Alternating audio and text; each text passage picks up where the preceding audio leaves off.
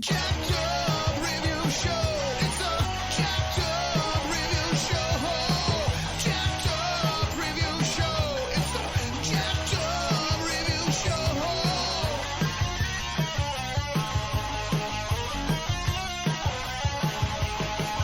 Join us as we cover many an insane movie and numerous cult TV phenomenons. Are you ready to get jacked up? Are you with us? Then listen on.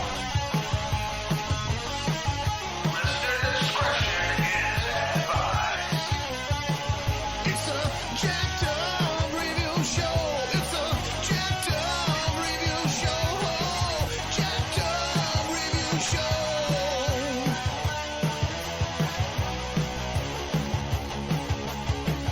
It's a Jacked Up Review Show. It's a Jacked Up Review Show. Jacked Up Review Show.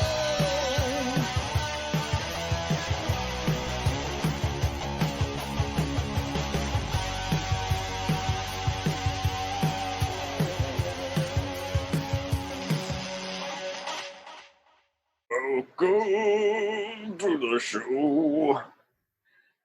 Got another exclusive guest, Hong Kong movie reviewer and historian Phil Gillon. How are you, sir? I am very good, and thank you very much. I'm looking forward to this, I have to say. This was a long time coming. It was like our month had settled down, and then we were just like, oh, fuck, there's some shit in the fan, some other areas. Let's just come about this. Just a few more weeks. Let's just play it by ear. We got there in the end, didn't we? We got there. We were going to do it. We got there. That's it. We're here now. We knew what we wanted to do, Yeah. and I've been doing, as many horror chats as I've been doing. I've also been doing just a lot of just action chats, and so I just said, okay, we're going to do a lot of the video on demand, limited release careers of all these other beloved or has-been action stars. So, let's start off with Van Damme to start the show. We've done some Dolph Lundgren ones, but he's going to take a while longer because we'd split him up. Like, here are the movies where he plays a Secret Service agent or a gangster for hire, bodyguard, and so the same deal here with the beloved, kickboxer that is Jean-Claude Gosh Darn, also known as Jean-Claude Van Damme, that awesome star of movies like you might have seen, such as Bloodsport and Sudden Death. No, nobody's seen Bloodsport. God damn, what a great film.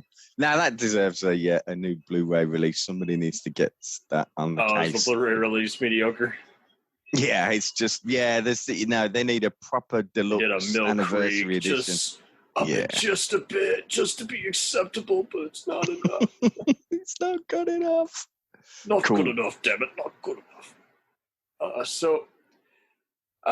I'll introduce your perspective on this. So, when did you make time for Jean-Claude? When did you decide, he's one of my top action stars. I really like his persona and high kicks. I know when it was because I raced back with the VHS tape. Yes, I am that old. Raced back home with the VHS tape to watch it as a kid from the local rental as soon as it come out. And it was No Retreat, No Surrender. And we'd all heard about this guy, this Russian guy that we thought he was, because that's what he got in the film and stuff. Often play, yeah. It's some Russian guy. We didn't know he was called Jean-Claude Van Damme. He was just some Russian guy. And German, right? No. Yeah, well, what the? And it was like, God, this guy's great, And then he was in all the magazines. It was like, Kung Fu Weekly and Black Belt magazine and everything else. And then it was just like, Bloodsport, Cyborg, Kickboxer, and they were like, everybody was sold on him. That was it. He was the man. Everybody wanted to see his films. Very well said, because it would come down to is like, okay, I was in, I lived for the 90s, but I also, those movies were constantly on Spike TV, USA Network, and the more mainstream ones would occasionally come on something like TNT, and and he had some movies that were, pretty well beloved, surprisingly, even though they weren't, it was just, I was introduced to the whole, hey, if a lot of people recommend a movie, that's, recommendation enough. The critics aren't going to get it right every time, and he's kind of critic immune at this point. There's just so many people who will lay down money for him. They're like, I got to see this. And so it also, was also one of those where it's like, okay, so acting is going to vary by movie, but there's some good performances in some of those movies. And you know why? It wasn't even that at the time. I was just fixated. It was everything for the action. I want to see anything that's got action in. I've said it to you. We had a chat and stuff, but it was all about every film that came out, just one kick, one punch. That's it. I just want to go and see it. I want to see how good the action is. And he brought that, and he wasn't even fixated on the acting at the time. It was just, he was bringing solid action. He was bringing martial arts to the mainstream. But we hadn't seen for such a long time as well.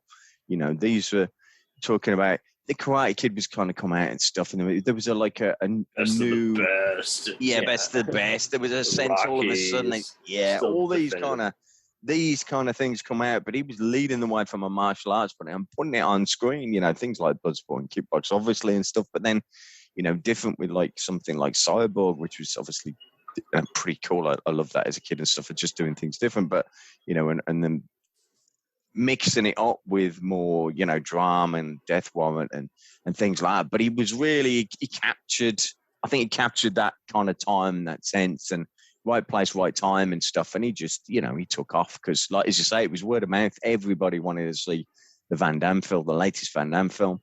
So, yeah, it was pretty cool, man. Very well said, because, it did get to that point where it's like, okay, sometimes he's only going to be as good as the movie, and other times you're just going to remember the spectacle and the plot. It's pretty empty, and then there's other ones, and this era, where he's in, movies that are released overseas, but we only get them for TV and the video store rentals, is interesting because you finally start seeing him kind of just lay off some of the coke a bit and, romantic flings and actually get into some hard-boiled acting here where he's being more low-key, he's changing his voice, he's actually being coherent as opposed to broken up English. And then there's other ones where it's like, okay, it's just got a good premise, so whatever happens. And so this will be interesting to just kind of just sum up, and some of these eventually do get festival and theatrical releases, while again, if anyone wants to see them more easier, they can do just a simple free $5 rental over their cable or online provider. So it is interesting how it just evolves a little bit from here. Yeah, he's certainly been on a journey from a career point of view. And I was fortunate enough to start on that journey because I'd heard so many good things about it, and he kind of like, No Treat, No Surrender was where it kind of started for me. So he has been on a bit of a journey, and I think my view of Van Damme had changed over the years and stuff. And my alternate view, I think, I was so suckered into how good he was in the earlier days. I always expected that from him. And I always expected to have the same kind of standard. And like I say, there was those coke years and everything else and stuff, and things went a little bit sideways. And he didn't quite get to elevate some of the films that, in the latter years and stuff. But you know what? Looking back now and seeing some of the films again, I've got a more of an appreciation, because he kind of stepped back in some of these, direct-to-video, titles, and really gave it his all. He really, he gave more, like you say, he was more acting. He wanted to do slightly different things and not do the same old, and he made the most of what he was given. And I think I appreciate that more now than I did probably when they come out at the time, because I was so hooked on how good he was back in the day. I just expected that, and his career choice and life choices, I guess, dictated it wasn't going to go that way for him for obvious reasons. So, yeah. Oh, totally. And it is interesting how he kind of just ranked. He just kind of was, to me, he kind of had that Stallone kind of ego, and then, kind of like Schwarzenegger, he just would market his body and appearance, and, that was kind of the movie from there. He'd appear in all these sci-fi disaster films, and just like you say, he just couldn't get beyond just the origin. They would always write up something dumb for him, like, "Oh, I'm a cop from Louisiana who's got, mixed French brother line," and it's like, whatever. Cool movie. And so, yeah, it gets to that point, and but yeah, I guess we can all agree he's earned his place in top martial artists because it's impeccable. And so we'll get into it. So basically around the late 90s, it's when his career just finally just washes ashore. Like, less people want to work with him. He's battling some coke addictions, and eventually goes from, like, I think a few divorces, other just paparazzi things, and even a reality show where he talks about his life. So we'll start it off with, after he works with Cy-Hark, he starts off with The Legionnaire, which is by, I don't know if Vic Armstrong worked on this, but I know Peter McDonald from Rambo Free Directs, and it was bought by Sterling Entertainment Group, which specialized in the home video market, and, premiered on USA Network. And it was just one of those where it just, again, it was such an expensive movie, and that's where everyone was like, oh no. And I think it gets overlooked because it is a pretty theatrical movie still that deserves an audience, but it just wasn't meant to be. No one saw it. Yeah, I think it was another change of direction for him as well. I mean, that was, like I say, it was quite theatrical. It was kind of big production-wise, but it wasn't the Van Damme film people expected.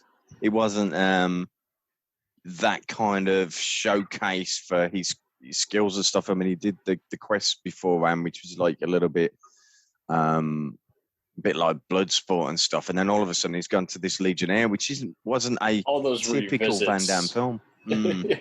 Yeah, like Stallone, he would do kind of a wink, is like, "Hey, I did this an era earlier. Do you get it? You get it?" Yeah, do you get that? Yeah, but it didn't. And this is what I say. If you look back on it, Legionnaire, and you watch it now, it's a great movie and stuff. The production value's there, and it's kind of a big, grand movie and stuff. And it was something different, but I just don't think the fans picked up on that and took it to heart and stuff. And he didn't. They weren't making time for it. Nah, not at all. Which is a shame, because if you watch it now and stuff, it's a great little film.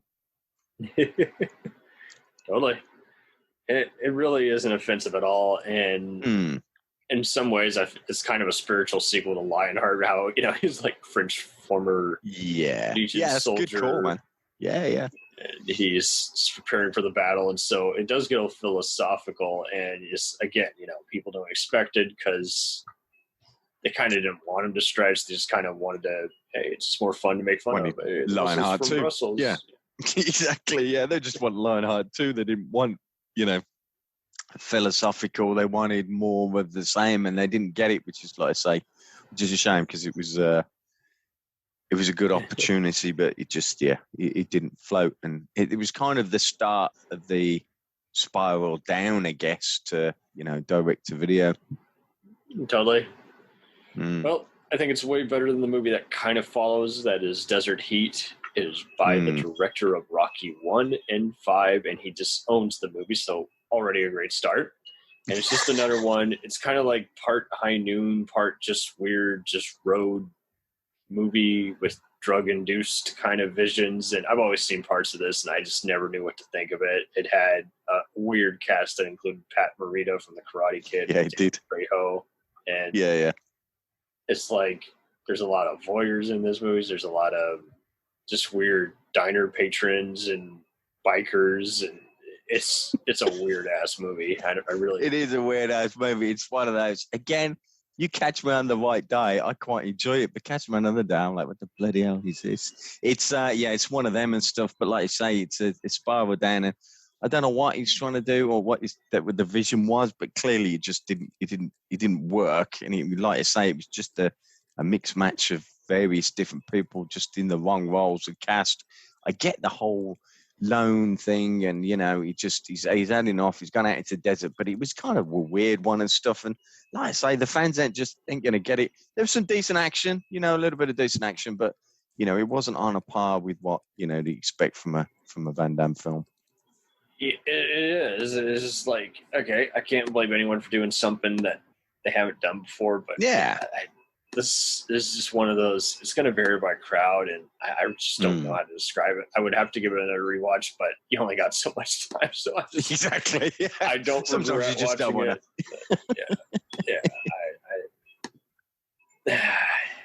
Yeah. That's why. Skip it. Skip it.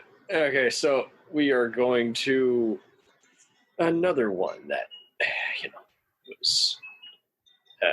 These next two ones were both from 2001, and it's like they are in theaters at the same time that they're also released in video stores. It's just incomprehensible, inconsistent release, but it's all good because it teams him up with his Bloodsport directors who have worked on a bunch of his films. What's his name? It's a very specific name. I think so. You go. Like it. You going for the Order one with Sheldon?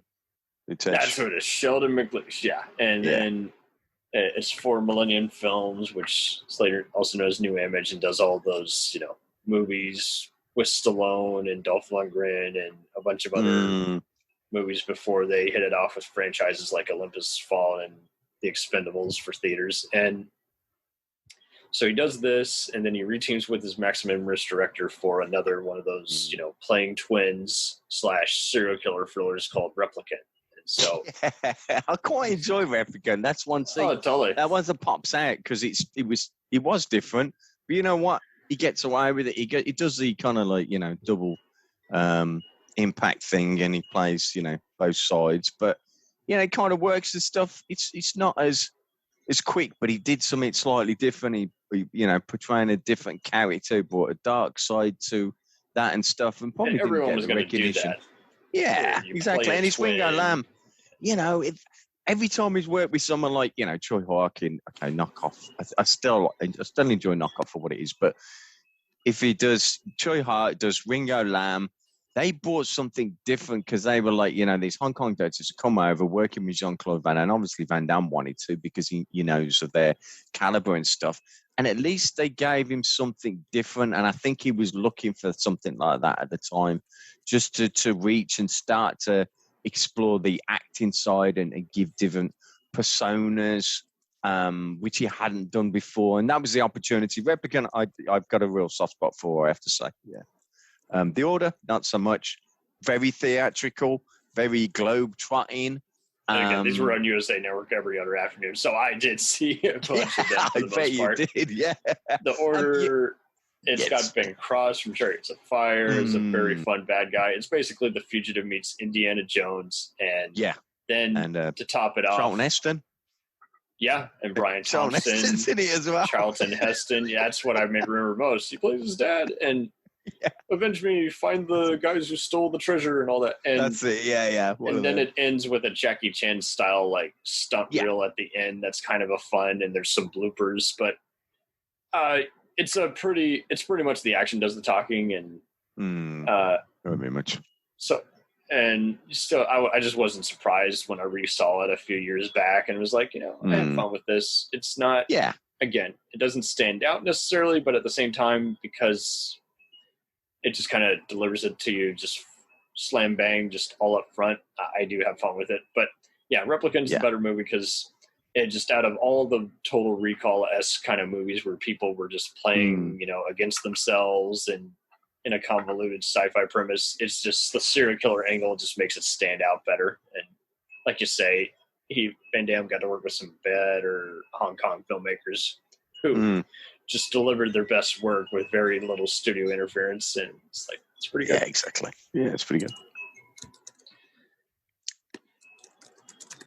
Okay, so 01's a big year, and then 2002, he's once again works for New Image, and he does the Die Hard on a Train, Under Siege kind of movie. Oh God. Okay. Do you want to? Should we do the elephant in the room now? Derailed for me is one of those films that I get it, and I love the concept of it because anything like a Die Hard kind of thing. Everyone loves it. I'm the same way too. Any Under dog Siege, day anything kind of a Die Hard, we're gonna have it. But Air Force One type thing is Air Force One, and I get it, and it's great, and it's big. But at some point, obviously, they run out of budget because that train sequence with that. Because the bad guys, you've seen these guys in all sorts of movies, and the CGI is not 100%, but it's not unwatchable. It's not a 2 out of 10. No, and it's not, and it's good. Part of the fun of these movies is the junk, and so you just gotta have fun with it. But yeah, just look. If anybody's going to be making a film and stuff, then have a look at that end sequence and stuff for that train, because I think I could have shot that better and made it look more real than it was, which is a shame because actually the film's not that bad and stuff. But the shots of the helicopter with the train aren't great, I have to say, which doesn't help. But the concept was great. It was a great idea and stuff, and there is enough there.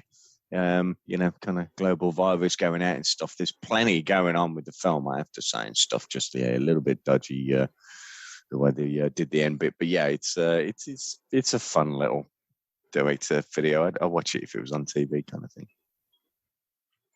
1,000%, and yeah, it's just very energetic, so you can forgive its shortcomings. And this is where people start mocking him. You're like, oh, the mighty have fallen, but he delivered just probably the two highlights of the 2000s, which is In Hell, which is a prison survival movie, once again, with Hong Kong filmmakers that he's worked with, in Wake of Death, which is a East meets West, revenge movie. And I think this is where, once again, these were seen overseas in theaters, and we got them straight to video here in the States for Sony. And I had a friend of mine, when we did our Bloodsport episode, he mentioned how his dad would often make fun of some of these movies, but even though he watched Bloodsport a lot, and he's like, he saw this movie and he was actually crying at In Hell. I'm like, interesting, because once again, you just don't see typical Van Damme here. You see a bunch of,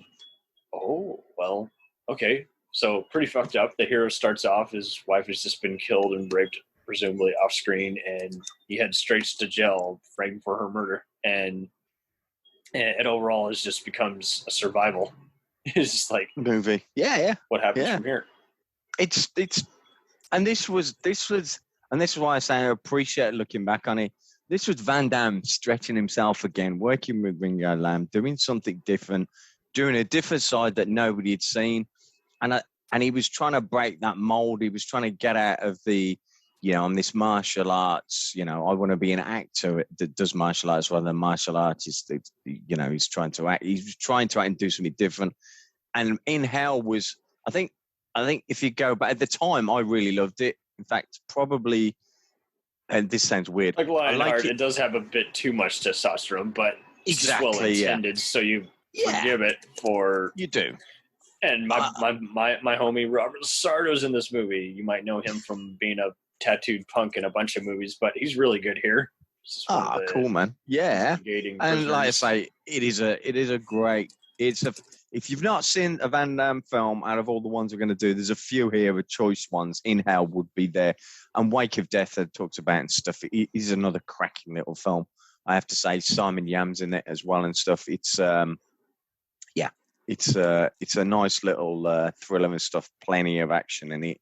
One of those you can just lose yourself on a Saturday afternoon just watching it. It's pretty good. You could even do that in Wake of Death back to back. And Wake of Death apparently has like an uncut version, like overseas. I haven't watched it yet, but if there's a Blu-ray of it and it's region free, I'll probably check it out. Yeah, proper. Yeah, should. It's good. Recommended. Stellar. Yeah, I'm with you. Just highlights, and even when they're repetitive, it's like, again, just so much more care went into them. And so brings us to then 06, pretty big year. He does the hardcores where he's playing a bodyguard with Vivica Fox, trying to stop a bunch of instigating gangsters and rappers from killing each other. Sheldon Leach again directed this, and then Second in Command, where he plays in charge of an embassy, just a diehard in a takeover type siege thriller.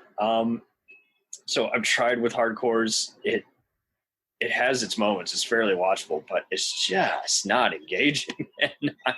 No, I know what you mean. No, I agree. There's something missing. I don't know whether it was. I don't know whether just the supporting cast doesn't give it enough. I mean, it's okay in itself and stuff because it's like protecting this box that they get on the wrong side and stuff. But it's just there's not enough there. There's just not enough to justify going. Yeah, it's good. You should watch that. But I wouldn't if it was talking about Van Damme movies. Oh, you got to see the hardcores. No, it's okay.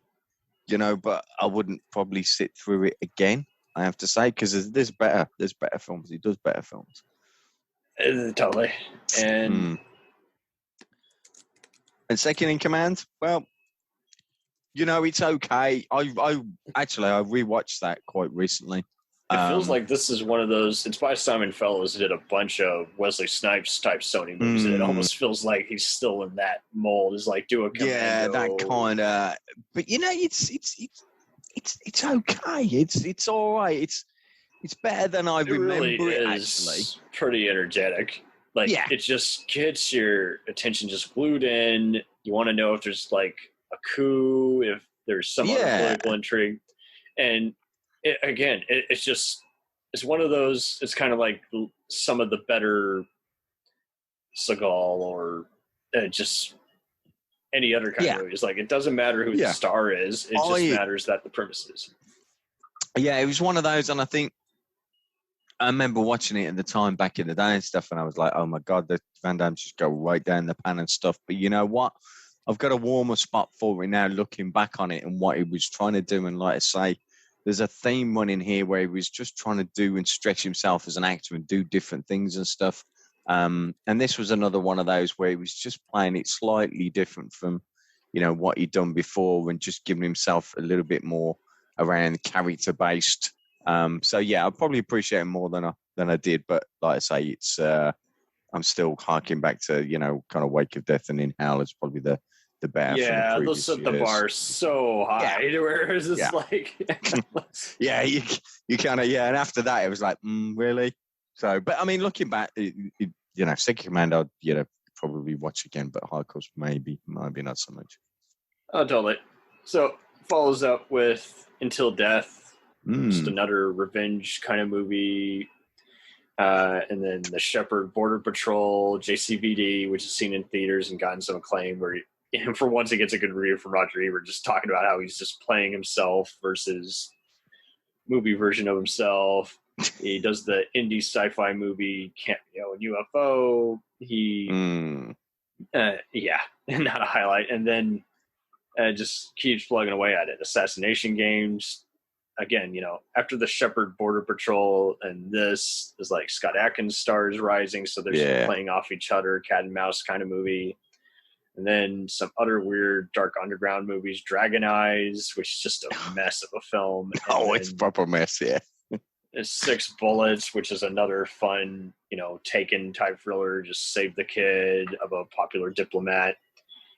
Enemies Closer reunites him with, again, he's already worked with John Hyams, who's the son of Peter Hyams, who he worked with on movies like Sudden Death.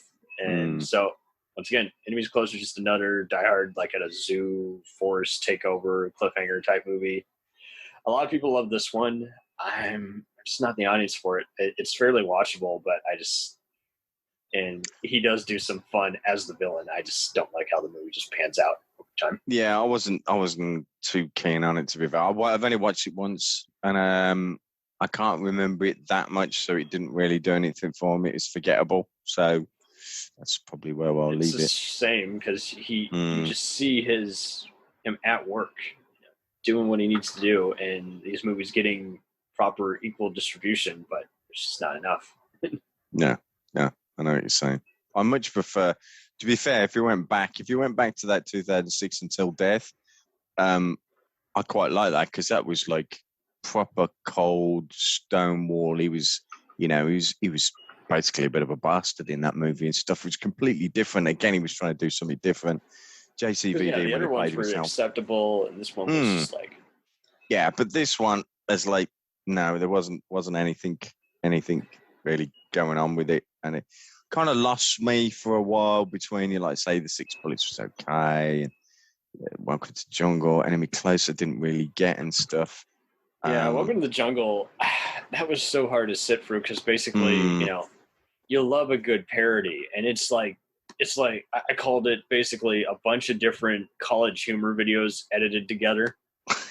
Yeah, that's it. You called it. Yeah, but it lacks the wit of, say, something like, again, just Black Dynamite or some other just kind of parody play on the whole action thing. And again, Van Damme giving his all. He really is. Yeah. He's really, this is where he's finally opening up and making fun of himself, and it just isn't jealous. So then he follows it up with this other one where he's just like an injured man out for revenge, pound of flesh. And I saw this one getting compared to not only all the Takens, but also Crank. And that's just another one where it's just like, okay, there's something for the ladies, gets butt-ass naked. There's something for the guys. He's got a few fight scenes here and there, but that whole movie, I was another one where I was just like, okay, I'm watching it in the perfect mindset. It's a 2 a.m. kind of movie, but this plot is just so self-indulgent. God damn. Yeah, it was a little bit one out. There was some yeah, goddamn Van Damme. I like it. There was some decent. The action was good, I have to say. And God rest his soul, Darren Shalavi, who played Drake and stuff. He was after he passed away. Bless him. I got to interview him. I got to interview him. He was one of the first ones I interviewed for my website, Eastern Film Fans, back in the day. He was gracious enough to do that for me when I was kind of starting out, so I always remembered it. So I had a soft spot for anything he was in because I was always like, great to see him on screen and stuff. So yeah, it just didn't hold together as it should do. And like I say, he's lost his, I can't remember, kidney or something. They'd nicked it and he wanted it back. It just didn't quite pan out. Again, he played it for the bleeding hearts and stuff, but like I say, he didn't. Action wise was decent, but yeah, it just wasn't enough to carry it through. Totally. Yeah. So, and then he follows it up with again the most uncommon Van Damme movie, Swelter. Yeah, that was interesting. A huge ass cast. It had Alfred Molina, Lenny James, that one dude who was Aussie guy who's been on all kinds of movies and shows, and I quite like this one, but it's kind of, you got to just prepare everyone. It's like, okay, Van Damme's part of the cast, but midway through he exits stage right, and it's more of a spoiler, but it's more of a, I saw some people kind of contrasting it with kind of Walter Hill kind of movies and Tarantino tropes. So you're like, okay, so it is kind of a Reservoir Dogs, 48 Hours, Die Hard town kind of takeover movie, and I did quite enjoy it. It was very well paced, and the characters were all just bizarre enough. So like, yeah, this is the better version of the freaking Desert Heat, where he's like, okay, exactly, and you're right, and it was, they were pushing it on the Walter Hill thing, but I have to say it was something different. It was part of an ensemble cast, so he wasn't the kind of the star. He was just one of the names in it, which was interesting because he did something slightly different. And it was a good movie. It was a fun movie, and I think people enjoyed it to a certain extent. And there was a bit, oh, that's interesting. He's done something, and he'd been trying to do that for a long time. And that was a film because he wasn't, like I say, he was part of the ensemble cast and stuff. They kind of got it. I think, people warmed to it, but it's a decent film, I have to say. Yeah, it's totally. It's way better than it has any right to be. And so then follows it up with, again, a Bourne Identity type of submarine takeover spy film, Blackwater, which reunites him with Dolph Lundgren. He does Kill 'Em All, which is another one-man army kind of movie where he gets to fight his Daniel Bernhardt, who was in all the Bloodsport sequels. His star was rising with the new John Wick and Matrix sequels. And then, once again, kind of back into Lionheart, Bloodsport territory with We Die Young and The Bouncer, which are both VOD limited releases. And recently he did The Last Mercenary, which is an international Ocean's 11 kind of movie where, again, he's kind of playing a retired has-been movie star. And so I'll just let you weigh in on those final ones, and we'll just kind of just go from there. Yeah, you know what? So he did the Kickboxer ones as well in between them and stuff, so they rebooted that, but they never was going to I totally forgot. I just it's fine. tackling those by themselves. No. You can, and that's fine and stuff, but they're in there and stuff. But the direct-to-video ones and stuff, Kill 'Em All was okay. It's like in a hospital, Daniel Bernard, as you're saying, stuff. There's some decent action in it and stuff, but it's too saggy for me, that film and stuff, I have to say. Blackwater, again, Dolph is always worth watching. You know what? I got a soft spot for him. He's great. I love him. I love seeing him on screen. But again, it's not great, but it's a Die on a submarine kind of thing. You know, it's an Under Siege. So way better than Kill 'Em All, which is kind of like, again, much like Pound of Flesh. It's just kind of being too cute with its usual suspects form. Yeah, exactly. While Blackwater, I really do enjoy it because I knew it was going to be a one location kind of thing, but it keeps my attention, and the plot twist is fun. Want to know everyone's true agenda, so I'm just like, okay, sure. It's great. The interesting one in that filmography that kind of came up was when he did the Bouncer, which his original title was Lucas 2018. When he kind of did something a little better than bit the different. Eagle Path, which was another which still never come out. It still hasn't come out.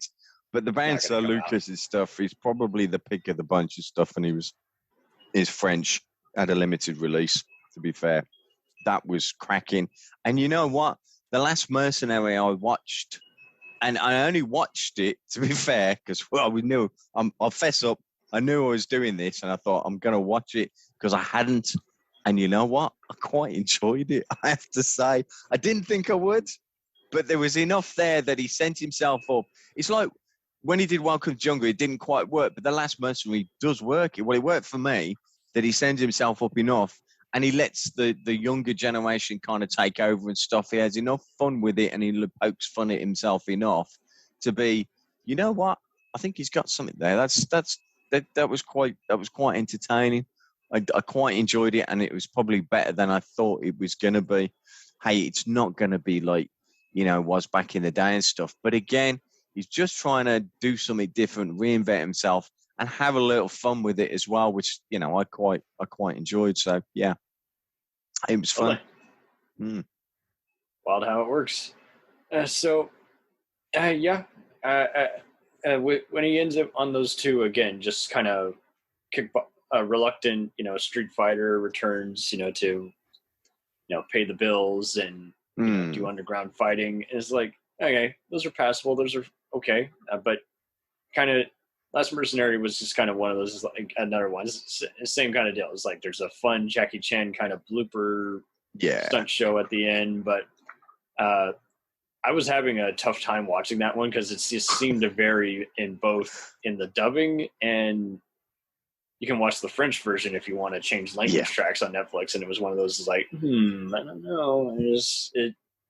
It's there, it's acceptable, but nothing to write home about for this. Yeah, I can't.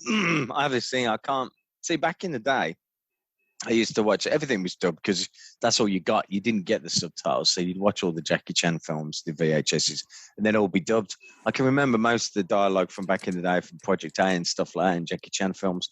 The interesting one with it now going forward is I can't stand to hear a dub. I have to watch it in the original. Makes more sense. And obviously I watch lots of Hong Kong films and stuff anyway, so I'm quite used to subtitles, so it's not too bad.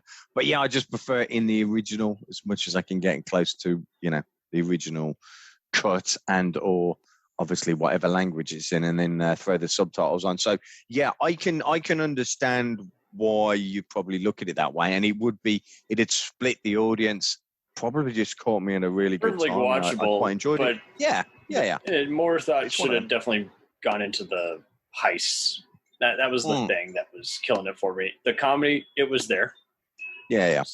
Dad, son? Just this strange. Yeah, I know. Yeah, I forgave. You know what? I think it's because I went on a little bit of a journey and forgave him for probably some of the lesser films that he's done over the year. Because, like I say, I look back on this and actually started to go, you know what?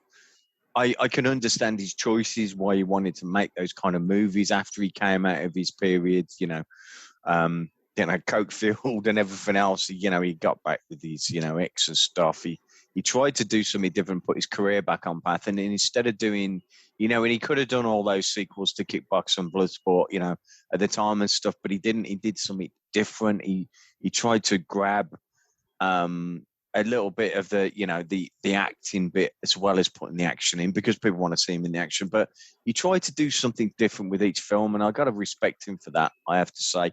So, I've got a lot more admiration for him now and respect, now than probably I did way back in the day when I just expected him to do Bloodsport 2, 3, and 4 and Kickboxer, 5, 6, all those kind of, because I wanted to see that. I wanted to, see him kick some ass. So yeah, he's been on a journey, that's for sure, and stuff. And there's plenty of life in the old dog yet. I'd still like to see him do a big martial arts movie, I have to say, and stuff. And they are touting something, but again, I think it's going to be more comedic rather than anything. It's going to be a while because some people have been just watching anything he's done, and then there's been others who just haven't really kept up with the times, seen stuff exactly here and there.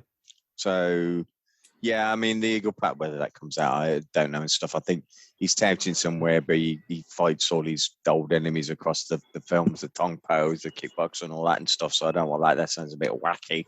I was more up for a straight, kind of tournament movie and stuff, but we're going to get it now. But he'd been touting it for a while, but there's a market there for it for sure and stuff. I keep touting it, so every time I speak to Scott Akins or somebody going, we need a tournament movie. Why are we not getting martial arts tournament movies? That's what we want to see. Yeah, Undisputed 5 with exactly Undisputed 5. Come on, Scott, let's put another one.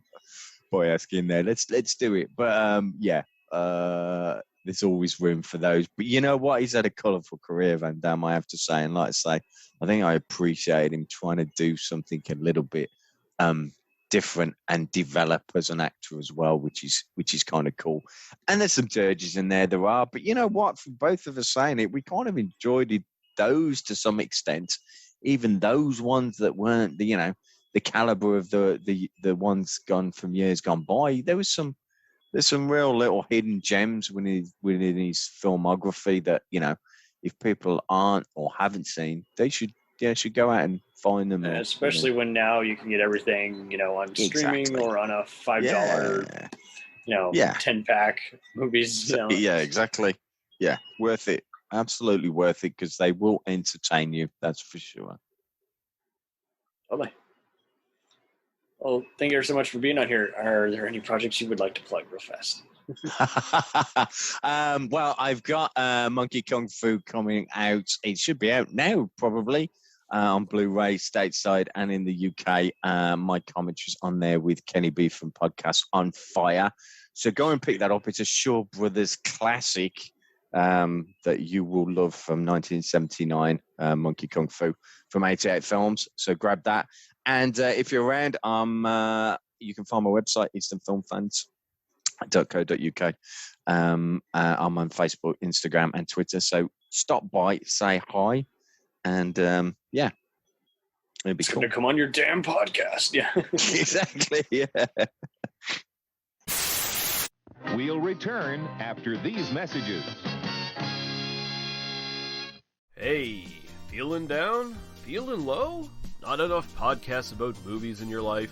Why not try They must be destroyed on sight. the new Podcast Cure-All, sure to get you right with the world and on a path to better living. We have exploitation, we have Italian horror, we have zombies, we have slashers, we have crime films, we have spaghetti westerns, we even have sci-fi and sex comedies. So take a dose of They must be destroyed on sight. as needed, and let the hosts, Lee Russell, Daniel Harper, Paul Romali, and the odd guest host cure what ails you. Warning, may cause atrophy, African consumption, black fever, bone shave, chin cough, colic, cramp colic, dropsy of the brain, elephantitis, grocer's itch, jaundice, mania, miasma, mortification, palsy, Pott's disease, rheumatism, scurvy, St. Anthony's fire, summer complaint, and worm fit in some people. Consult a physician before listening.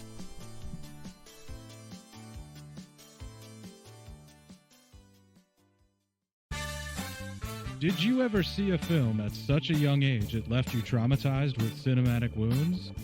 Necrophilia. It's a dead issue, man. Don't push it. Cinema Psyops is a weekly podcast documenting an ongoing experiment on the mind of an unwilling test subject.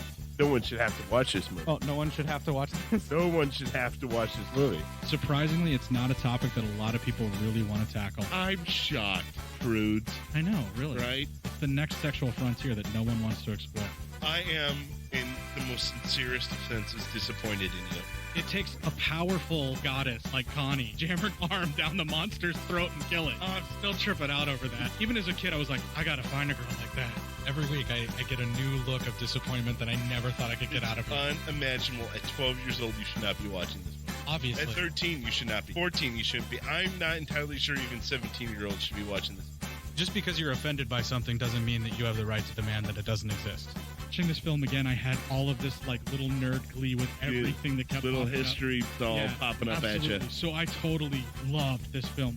Hey, I know why you couldn't see that. It's because your brain's warped from watching this shit at 12 years old. Yeah, this is a rough movie. I told you ahead of time when we were getting ready to do it that it was How going to be could a you rough watch one. this shit at 12? Because physical wounds heal, cinematic ones don't. Listen to Cinema Psyops.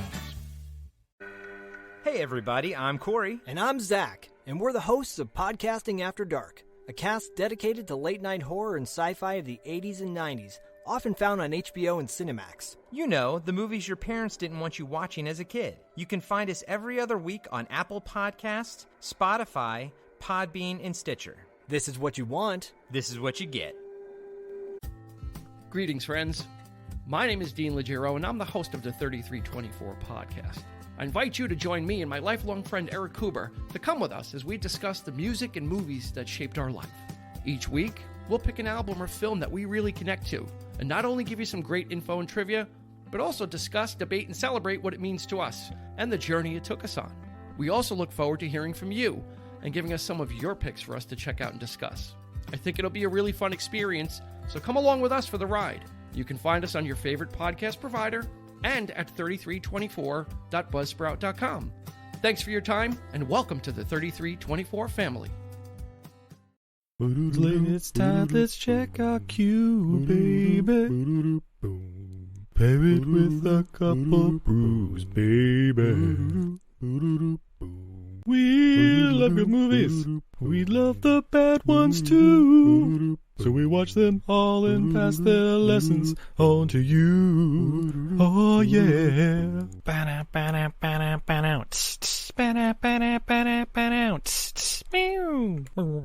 Everything I learned from movies helps to make life a little bit groovy. With a one-liner plot holes of gratuitous movies. It's time to get busy with your friend Steve and Izzy. At eilfm.podbean.com.